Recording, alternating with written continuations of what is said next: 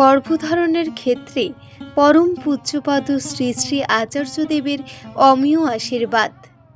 এক দম্পতির নিবেদনের উত্তরে পরম পূজ্যপাদ শ্রী শ্রী আচার্যদেব বলেন, যখন কেউ সন্তান নেবে বলে মনে করছে তখন স্বামী যেন খুব ইষ্টপ্রাণ আদর্শ অনুরাগী হয়, আর স্ত্রী যেন তাকে অনুসরণ করে। নিজেদের মধ্যে ঘনিষ্ঠ হওয়ার আগে স্বামী যেন খুব করে আদর্শের গল্প করে তার স্ত্রীর সাথে। এইভাবে উদ্দীপ্ত হয়ে স্ত্রীর যেন স্বামীর প্রতি খুব শ্রদ্ধা ও ভালোবাসা বেড়ে যায়, তবেই সুসন্তান আসে। দ্বিতীয়ত, ঘরের পরিবেশ যেন খুব পজিটিভ হয়। নেগেটিভ পরিবেশে সুসন্তান জন্মায় না।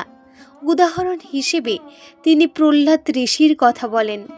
যখন ভক্তিমতী কয়াধু প্রহ্লাদ গর্ভে থাকাকালীন নারদ মুনির আশ্রমে চলে যান, সেখানে গর্ভে থাকাকালীন নারদের সাথে মায়ের আলাপ আলোচনায় শ্রী বিষ্ণুর কথা প্রহ্লাদ জানতে পারেন, তাই তার এত ঈশ্বর ভক্তি। প্রাসাদের অসুস্থ পরিবেশ ছেড়ে আশ্রমের সুস্থ পজিটিভ পরিবেশে থাকার জন্যই প্রহ্লাদ রাক্ষসের বংশে ও ঋষির মতো চরিত্র লাভ করেন।